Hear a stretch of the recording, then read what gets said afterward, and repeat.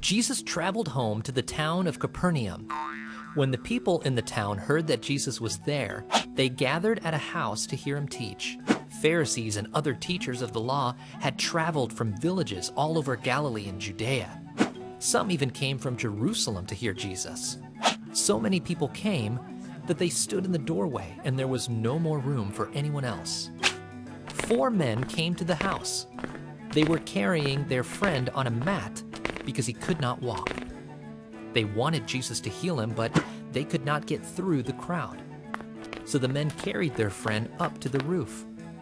They took off part of the roof above Jesus. Then they lowered their friend so that he was right in front of Jesus.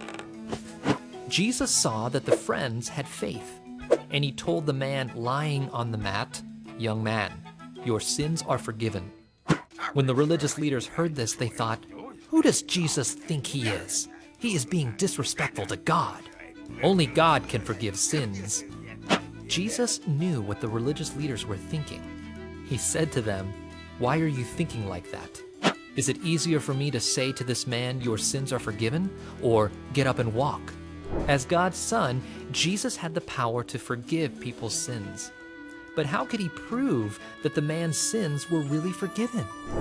Jesus showed his power on earth to forgive sins by turning back to the man on the mat and saying, "Get up, pick up your mat, and go home."